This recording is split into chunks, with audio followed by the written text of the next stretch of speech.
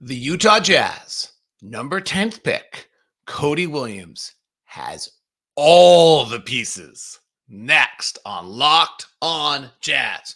Bum bum bum bum bum bum bum bum bum bum bum pow.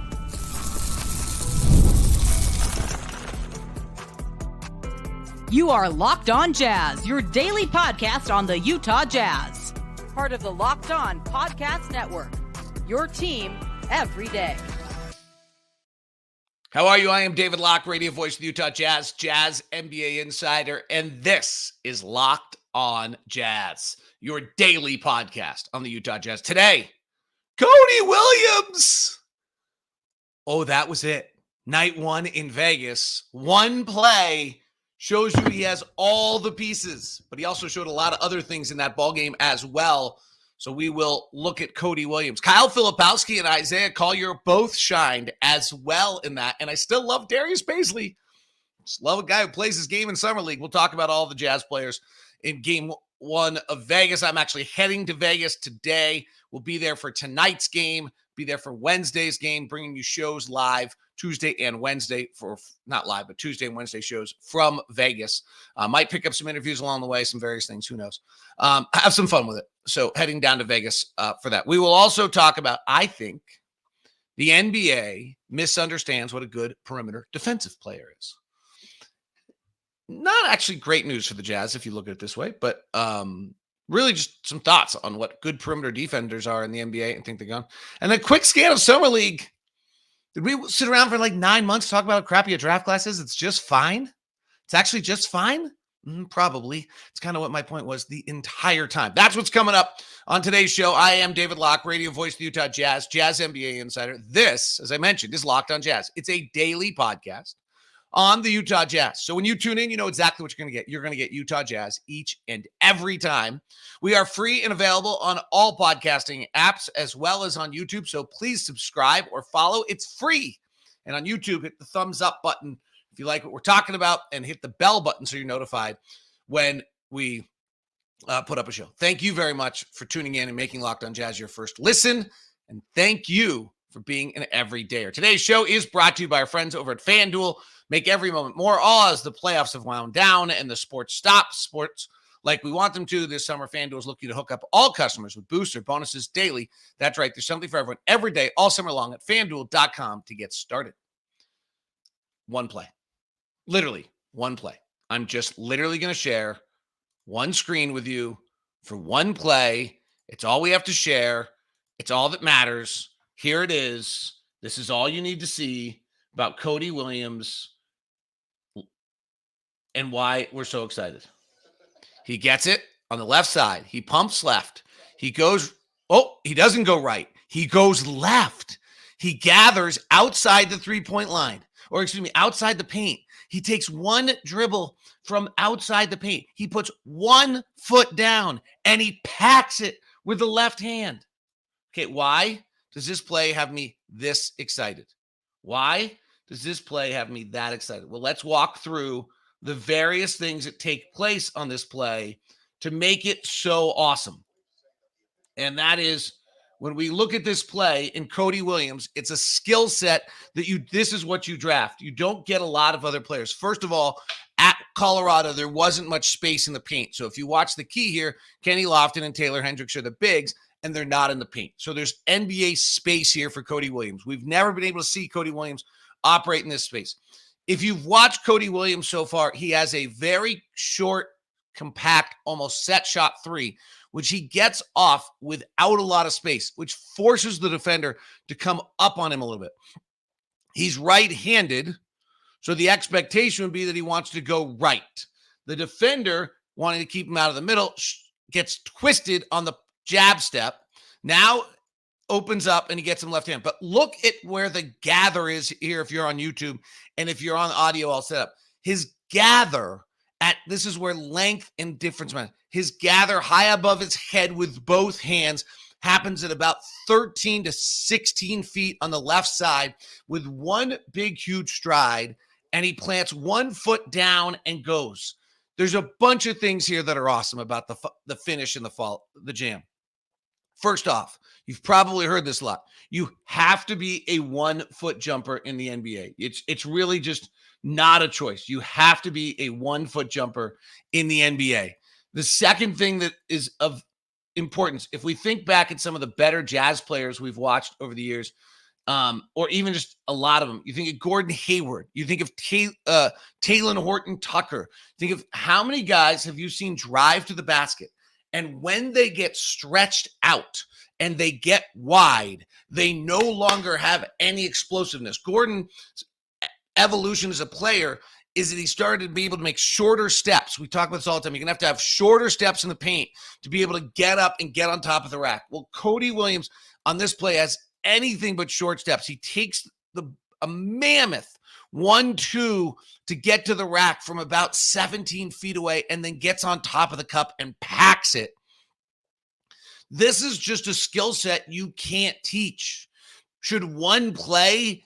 Yes, this is all the tools right here. This is why you draft him 10. This is why when I watched him at Colorado, he would do things and I would say there's 2 players I think can be an all-star in this draft, Reed Sheppard and Cody Williams. Probably didn't watch enough Alex Sarr, to be honest, to say that, but that was my 2 guys. Though this is why, right here, this play in the fourth quarter with 7:36 left against the Dallas Mavericks. If you haven't seen it, go find it. Because the 1-foot jump is a have to. In the NBA, if you're a wing player and you have to bring the second foot down, that allows the defense, that split second of the second foot down, unless it's a power play to try to draw a foul. But if it's a drive like this, if you bring the second foot into play, it takes too long. You have to coil a little bit and you can't get to the rim on before the defense gets there. You have zero chance. And then the second part of this, which I just talked about, is his ability to spread the thing out. The fact that he can take this kind of stride, stay on balance, and finish. And if you go back for the everydayers and remember some of the things I talked about with Cody Williams, one of the things I talked about with Cody Williams is that what I saw at him in Colorado were these plays where he would show a little burst. He'd then not have the strength or the body control to stop himself or make the play, but he will eventually. But the burst is something that you just can't teach, and you either have it or you don't. So if you go back to the very beginning of this play, he's a ball fake with a jab right, and he brings it back to a left-hand dribble with the right foot sliding in front and a quick first step. That's unteachable also. This is why Cody Williams was such an exciting draft pick for the Utah Jazz. This one singular play with 7:35 left in the first game in the first game in Vegas. Now, there's some other things as well. For example, one of the things that's really interesting is that the first play of the game from Sean Sheldon was a Cody Williams high pick and roll off Kyle Filipowski. And more, late fourth quarter the other night in game 3, we saw Cody Williams make a play with the ball in his hands. He is casual. He is smooth. It all seems easy. We've talked about it a lot. He has all the pieces. He has a great body. He clearly has balance. He has fabulous athleticism. That play that he makes right there, that dunk we've shown on YouTube or that you've seen or that you're listening to about, that's a play that not a lot of guys can make. Off a standstill, being guarded. A lot of guys can make it on the run in an open floor setting. Not a lot of guys can make it off a standstill while being guarded. He's got touch. He's going to gain strength. And his feet are incredible. His defensive feet, sliding, staying in plays are just awesome. Cody Williams has all the pieces. That's worth being excited about. Kyle Filipowski, Isaiah Collier, continuing to impress. Collier and Filipowski, frankly, in manners that I didn't think they would. Next on Locked On Jazz.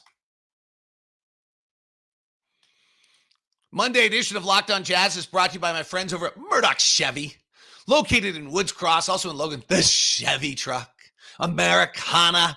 That's it. 80 plus years of the Murdochs in Utah. You take the Murdochs, which are Utah. You take Chevy, which is Americana, and you've got the perfect match. Whether it's the Colorado or the Silverado truck, there's nothing better than a Chevy truck with all the carrying power and the beautiful ride that is the Silverado, the Colorado with its zippiness. Plus, the SUV lineup is pretty solid. The Suburban and the Tahoe are the kingpins at the top, with the Trax down at the bottom, with the Trailblazers in the middle, and the Equinox. Chevy's got it all for you. So go stop by Murdoch Chevy, located in Woods Cross and in Logan. Know you're going to get the Murdoch's no-regret experience of being in Utah for over 80 years. If you'd like to set up a VIP meeting over at Murdoch Chevy, email me first at dlock09@gmail.com so that I can make sure you get the VIP experience that you deserve as a Locked On Jazz everydayer. dlock09@gmail.com. Today's show is also brought to you by our friends over at FanDuel.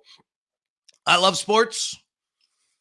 Soccer might be your thing, totally not mine. So suddenly you've had some absent moments, but FanDuel's got them still going for you. They aren't sporting like we want, but FanDuel's keeping sports going whether you want. All you have to do is open up the app, dream up the bets anytime you're in the mood. And this summer, FanDuel is hooking up all customers with booster bonuses daily. That's right. There's something for everyone every day, all summer long. So head over to FanDuel.com and start making the most of your summer. FanDuel is the official sports book of Major League Baseball. So there's a lot of MLB stuff for you to get involved in. If you go to FanDuel right now, what are you going to find? You've got home run derby odds tonight. Peter Alonso is the favorite. Bobby Witt Jr. comes in at plus 470. You got some Summer League odds. The Jazz are a 3.5-point favorite in tonight's Summer League game. So you can play a little Major League. You can play some Summer League as well. Scotty Scheffler's plus 450. Rory McIlroy's plus 750 for the Open Championship as they get ready as well. At WNBA tonight, Indiana got a huge win last night with Caitlin Clark against Minnesota. Storm and the Sparks play. Storm are a 9.5-point favorite over the hapless Sparks. I just have to say that because I actually still like to say hapless Sparks. That is FanDuel.com. Go check it out. Thank you very much for making Locked On Jazz your first listen of the day. We've got a brand new program for you called The Big 6 in 60. It's the 6 biggest stories in sports that day. Each of the opening segments of your Locked On show, it gets you the 6 biggest stories from the local experts in 60 minutes. It's kind of great. Go check it out today. It's on the Locked On Sports Today YouTube page. It's on the Big 6 in 60. It's got its own YouTube feed or own audio feed for you. The Big 6 in 60. So Isaiah Collier and Kyle Filipowski also shined in my mind the other night. The Isaiah Collier shine literally is how in control he is. Just how absolutely comfortable he looks in everything he's doing right now. I think he had 1 turnover last night. He just looks comfortable. In fact, like when Keontae got uncomfortable the other night, he's the one who brought the ball up the floor and kind of controlled the ball game. This was back in Salt Lake. Keontae and Walker are done for Summer League, if you have not heard. But you look at Isaiah Collier right now. He's playing 29 minutes the other night, and he had 1 turnover and 7 assists and 12 points. His shooting's still what it is. He's going to have to learn a floater game. He's going to have to learn a bunch of different things. There's parts, but the part that really is stunning to me is how in control of the game he is and how comfortable he seems to be distributing and passing. That is not what I expected to see out of Isaiah Collier. I thought I'd see this kind of wild downhill game, often getting himself in trouble with not quite sure where the next move is, scoring a bunch of points because he's able to just get on top of the cup. And we haven't really seen that. He got to the free throw line only once the other night. Instead, we've seen a guy who's like in control of the game, conducting, moving it, playing it, throwing passes once. Really impressive. Filipowski the other night got to play 5 out, got to play in space, and was pretty good. His passing skills. Tim Lacombe said it best on Kyle Filipowski. He's going to have to learn how to do it differently. But he really has an array of skills that are interesting. That left-hand drive he had early in the game against Dallas is actually similar, scoring over the 7-5 guy, is actually similar to what he did to Missy, who's was drafted, I think, about 15th or so in the game against Baylor. Like, it's a low left-hand drive to the rack that he then gets up and finishes it. 7 feet, that's pretty awesome. He's much better on the move than he is stationary. I was concerned when I've watched him stationary. He has to really bend down and coil to get up, and you can't do that in the NBA. But his passing skills are solid. His understanding of the game, he cuts at the right time, does a lot of things well. It's going to be interesting to see, but he really has a pretty big array of skills. I think it was just a super encouraging. Cody's performance, 21 points, 3 rebounds, 4 assists, but the individual plays were great. Cody's going to have to, he doesn't go to the free throw line much. He doesn't take contact. There's a lot of steps that have to take place there. Taylor's loose with the dribble and some aspects. Taylor's still got a lot of Taylor Hendricks, a lot of offensive skill development that needs to be had for him to be a successful, high-level starting NBA player.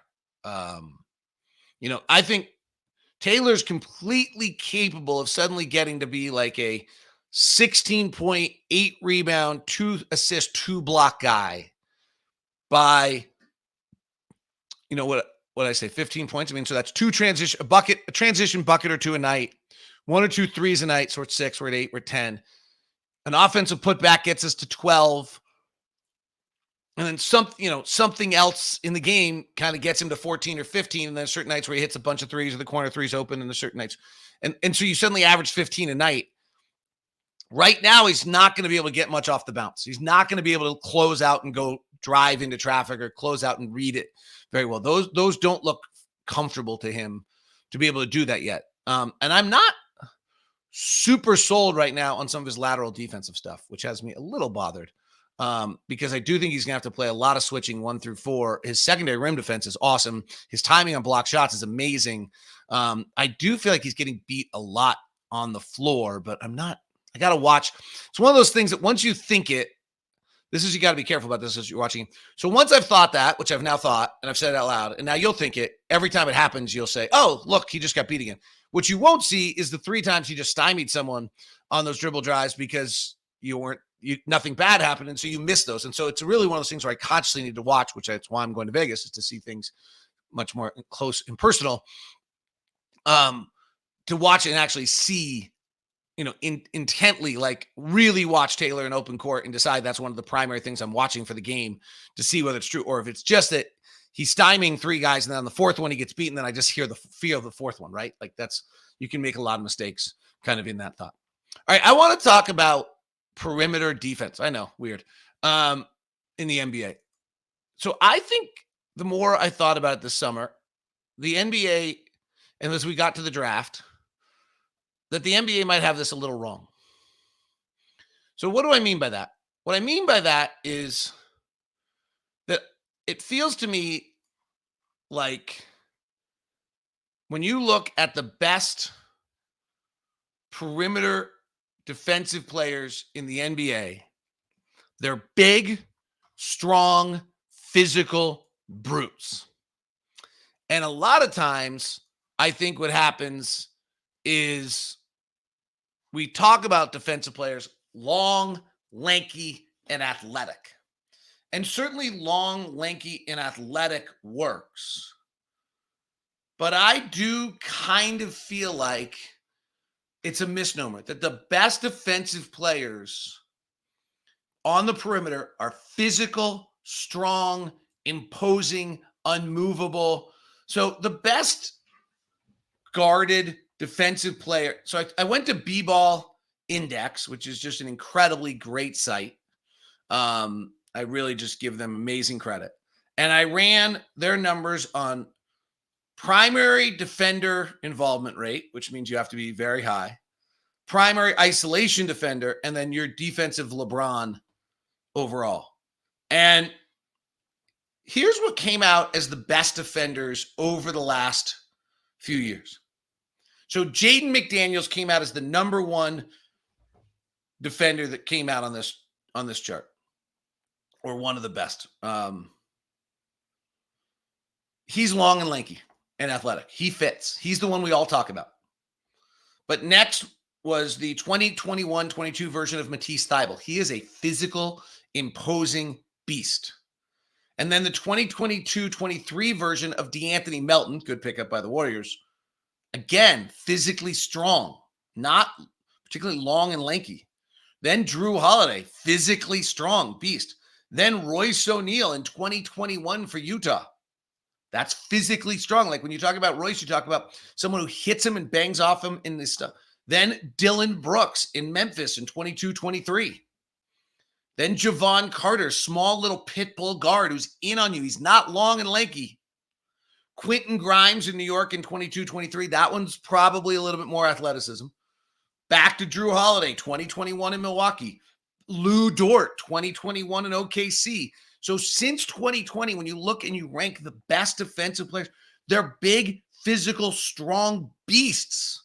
Another Drew Holiday next year in Milwaukee. Another Lou Dort next year. So the top 12 guys that go under the best defensive years, I'd say Jaden McDaniels, 22-23, and Quentin Grimes maybe are long and athletic, but the other 10, some of which are duplicates, are physically strong, physical, pounding defenders. Then Herb Jones gets in there, okay? Long, lanky. That's the model that we talk about. We talk about Jaden McDaniels. We talk about Herb Jones. We don't talk about Lou Dort, Dylan Brooks, Drew Holiday, Isaac Okoro. Like, these are the best defenders in the NBA, and they're physically beasts. Isaac Okoro, 21-22. Dylan Brooks. Interesting, Denny Advada, who just got traded to Portland, got in this list. Alex Caruso, great defender. I don't know where you put him. He's not long and lanky. Mikal Bridges probably fits into the long and lanky side. So there are some of both, but it does seem to me that we're kind of missing the boat when we talk about defenders. Now, what's interesting to me is the Jazz have played the long, lanky game, right? Taylor Hendricks is going to be one of our great defenders. Cody Williams is going to be a great defender. And what we're playing is the long and lanky game. We're playing the, let's see how many long and lanky guys we can have on it. By the way, the filters were 1,500 minutes played. Not a lot. It means you play 15 to 18 minutes a night. And then we just put in some of the best defensive players. If you just want to go on the easy one and just use Basketball Index defensive LeBron score, the best defenders are all the bigs, right? And so you have to get through that. Walker, since 2020, by the way, Walker Kessler's 22-23 years, the 13th best. Then Alex Caruso kicks in. If you're talking non-center, and you get most of the best defense. So you have to start adding some perimeter defensive time to get your best defensive players. The best defensive players in the game, most impactful defensive players are all bigs. And that's when you suddenly get into this. And this is what's so great about B-Ball Index. I give them such incredible credit is, they literally have perimeter isolation defense rating. And so you add that to the list and you figure out, what are you getting from that? And then you have, on the other end, like whose primary time spent on the primary defensive involvement rate. In other words, that you're one of the primary defenders, and then you get rolling. And that's what these guys are. So that's that list.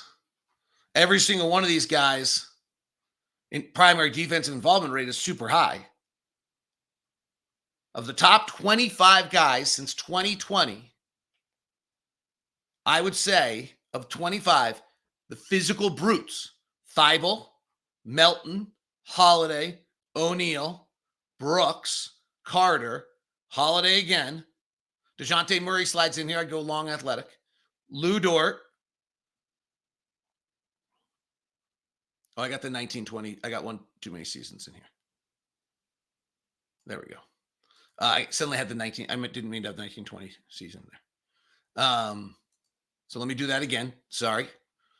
So of the top 25 guys, Thibault, Melton, Holiday, O'Neal, Brooks, Carter, Holiday again, Dort, Holiday again, Dort again, Finney Smith, a little of each.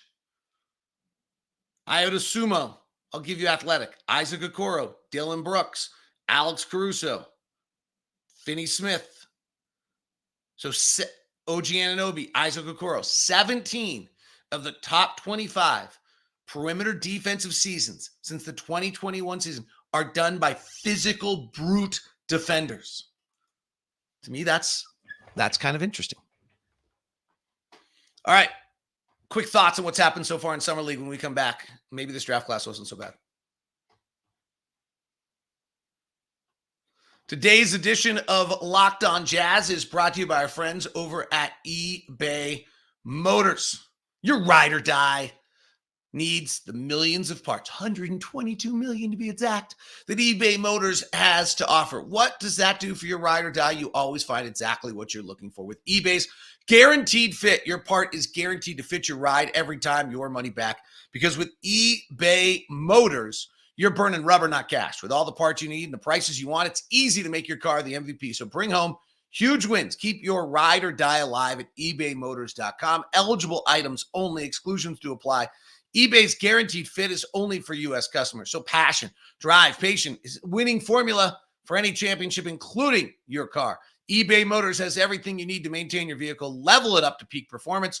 So go to eBay Motors now and find out where the eBay Guaranteed Fit for your ride or die at 122 million parts. ebaymotors.com.